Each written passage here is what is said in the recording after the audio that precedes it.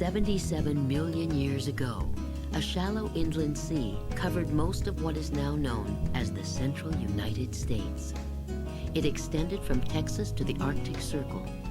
77 million years ago, in northeastern Montana, on the floodplain of this sea, a young dinosaur, a Brachylophosaurus, died. This youngster of the Hadrosaur family browsed for food in the rich flora growing along the many meandering rivers and streams draining into the shallow sea. He died along a large river channel. His body dried out under the hot sun to slowly desiccate on the bank of some forgotten, unnamed sandbar. Seasons passed. Rains came. Rains went. And he was gradually buried in sediment. Millennia passed. The earth evolved. Landscapes changed. The sediment hardened, and the young dinosaur became encased in a concrete-like tomb, preserved for millions of years until the passing of water and the shifting of earth exposed a small section of his tail and pelvis. This young Brachylophosaurus was discovered July 27, 2000, during an exploration workshop conducted by the Judith River Dinosaur Institute in Malta, Montana. The team gave the dinosaur a name, Leonardo. They did not know it then, but Leonardo would prove himself to be a very special dinosaur. A dinosaur with stories to tell.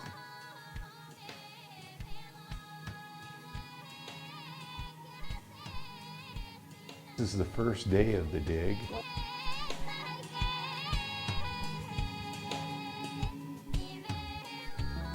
We had about 16 to 18 people that came from all over the country and even Australia to participate on the dig.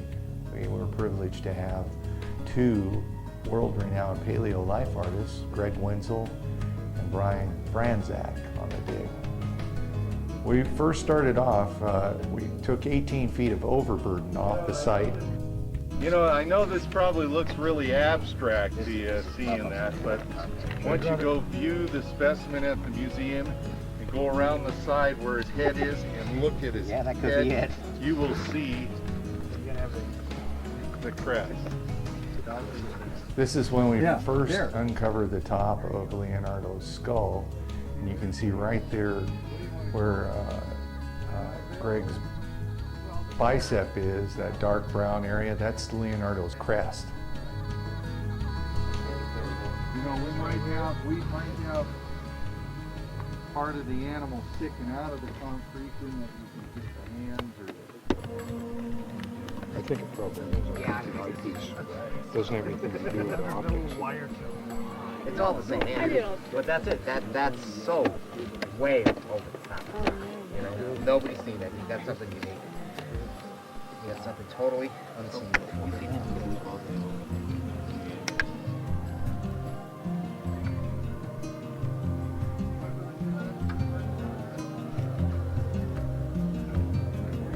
Right now the team's taking the overburden off of it.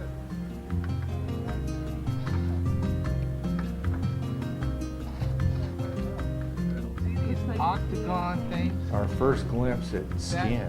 So I wonder if you can actually see the underside of, We were blown away. The day that the forearm came to life, that's when everybody stopped. I mean, the dig stopped. It's twisted and distorted.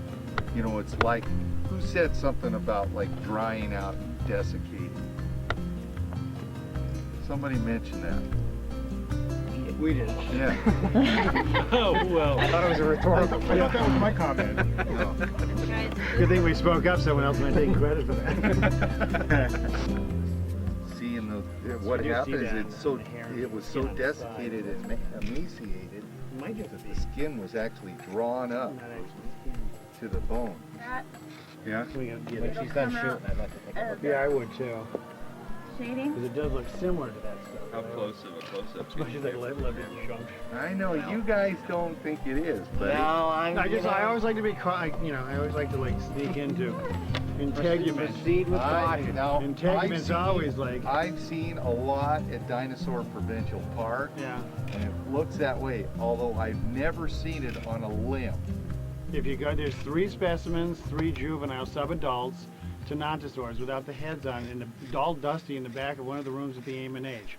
And they have skin just stuck along the surface, like on the rib. They have yeah. They have an actual. It's a three-dimensional. sternberg. It's actually 3-dimensional skin, though. It's not like the, Yeah. it's the actual, Yeah. you know, so I suppose one idea would be if that skin, you know, after it dried, peeled off or something, would leave something like that. This is where Greg and Brian take to the task of initially mapping the specimen. You can see the grid set up over the top of the specimen. Oh yeah, we're gonna have to tunnel underneath it and take plaster bandages and pass them to the other person's side and just pull them up and wrap them around the top side. And you've got to get your timbers Yeah. On both sides, right. I'll have timbers on the top side too. in. I thought of you guys up here in the heat. I'll tell you what, Couldn't have been fun. a lot of hard work these people put in. There is the left top of the foot. You can see the scales on the top of the foot.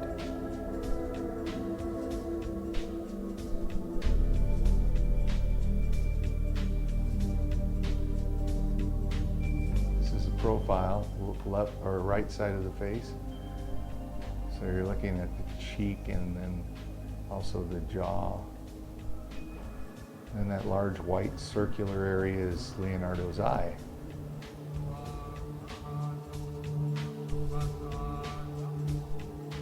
This is a very important part, being able to record the data and get the position of the fossil. Here we're looking at the overview of the site and the coulee. It's quite a nice place to have an excavation.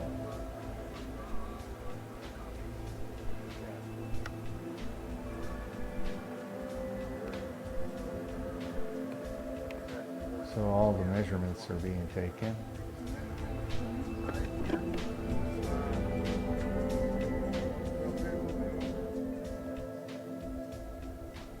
That's some of the skin on the stomach region and the rib cage.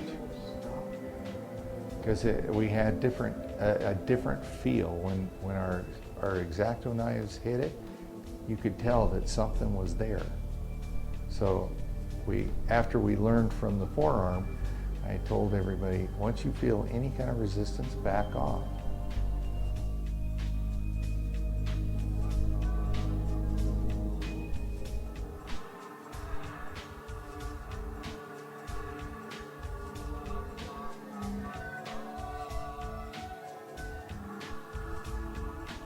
Two, three.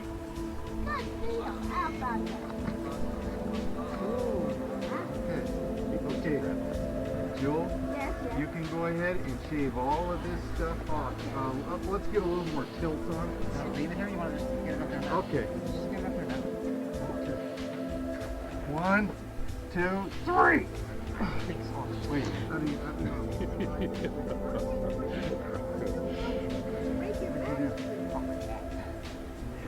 Okay. Lift it. Yeah. One, two, three. Well, you You got getting all it in this? the angle you want it now. Can we roll it? Can you put this side up first and then push it over? Um, Well, you know, I can even flip it. flip it. Don't you have something to flip it? What we need to do is get this, let's rock this base this way, bring it in like this.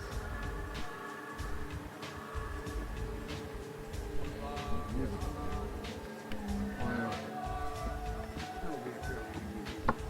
Yeah. Oh, it's gonna be creamy. They'll even let me do it, right? Jay? I'll tell you, Jill, how are we gonna? One, two, three! Okay. Hold it. I got it. Okay. We don't want to drop it so hard. Let me get up there, yeah. Got it?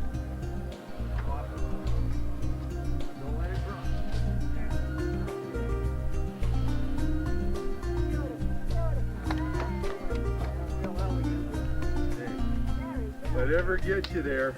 Okay. Our first block out. Woo! Yeah, it was amazing to me that on one of my first ever dinosaur digs, that at the end of the 2 weeks, we actually found one of the world's best preserved dinosaurs. I remember at the time we gave Nate the challenge of okay, 50 scrapes or less, tell us which one it is, and you know, he played with that spot for just 3 or 4 minutes, you know, maybe 5 or 6 scrapes, and it had seen enough of the flat crest to know that we had another bracket.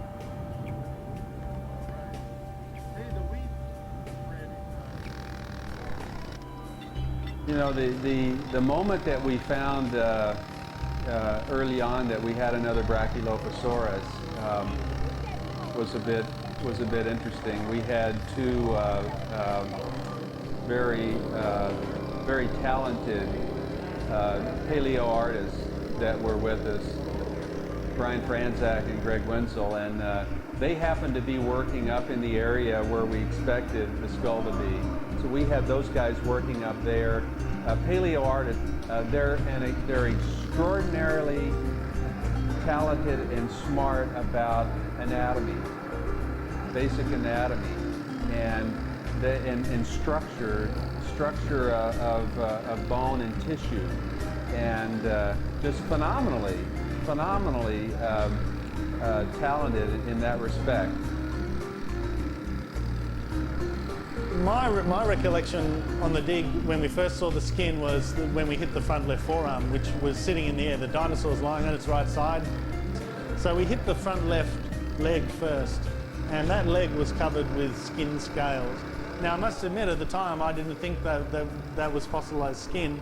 I was suspicious that it was just a geological artifact of something, and it took some time before I was convinced.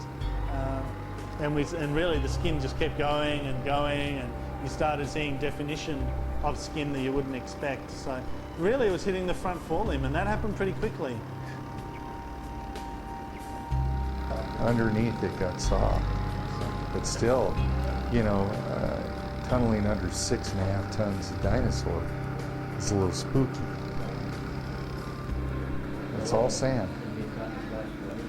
Could have been a high water event of some sort, but maybe a rainy season, and swollen rivers.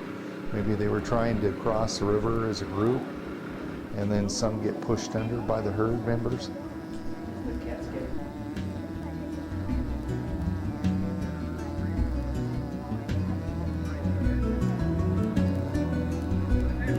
Jill, are you picturing what this looks like?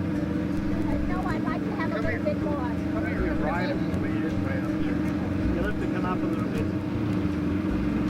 What you've done, Yeah. point out this joint. Right there is the wrist joint. Okay. Your hands like that. Okay. It's sitting like this. Is that what you're seeing? Yeah, I'm seeing it come out here and possibly down there. You see the sandstone that Leonardo is laying in. It's incredibly clean. You look inside view over here in this area where we spent weeks getting the concretion area out in between the limbs and in the gut area. 1, 2, 3.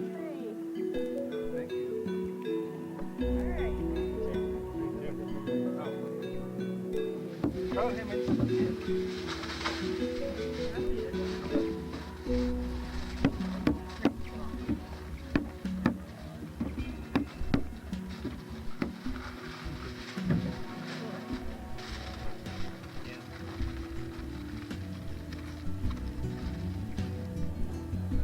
And we're laying down the plaster bandages now that we have a foil moisture barrier.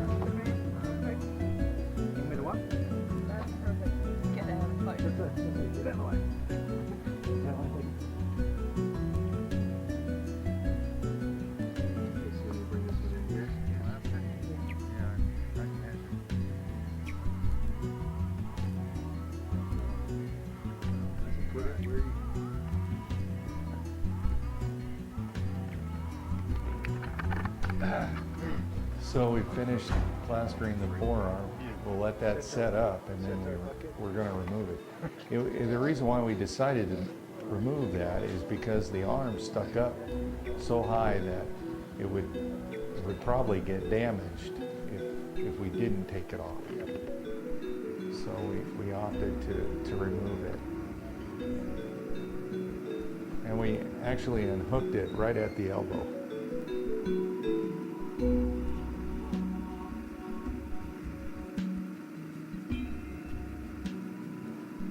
There you go. Voila.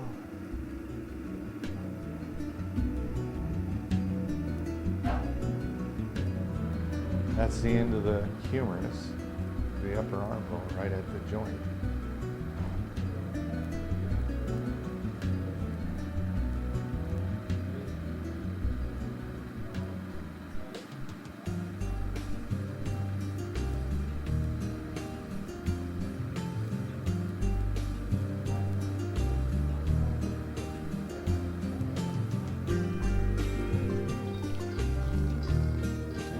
Just cleaning off the extra material that the arm was sitting on to smooth off the block. We had to lighten up the block by cutting it down as far as we could in the field because we knew we were going to have a challenge getting a package like that out of the Badlands.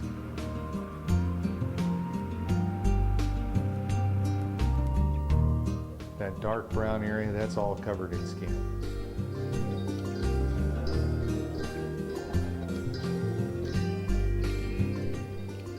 So everybody's getting ready. We've got it about ready to start jacketing the main fossil.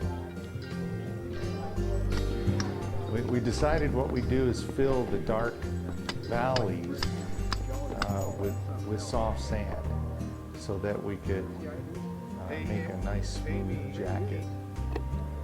So team members are cutting large strips of burlap. And we've got our first wrap on the jacket. We used about 2,300 pounds of plaster. After we got the jacket pretty much going under the ledge, we started tunneling under and passing straps.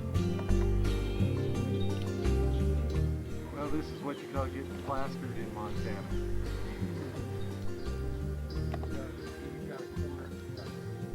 Then we brought in a welder and we put 105 lineal feet of 5-inch square tubular steel. And Roy Baith, our bulldozer operator, came in and carefully flipped the package over and skid it down the hill and loaded it. The magic lizard dance. So Dennis Beebe and his wonderful truck, he's come to my rescue several times bringing dinosaurs out. Here we are at the side entrance of the Phillips County Museum, offloading the package. Randy Shores, our fabricator, cutting the frame off, and Leonardo is now being rough prepared in the Phillips County Museum. Leonardo will have effects that will last for decades. I mean, he will change the way of thinking about how dinosaurs look, I'll bet, for years and years, decades to come.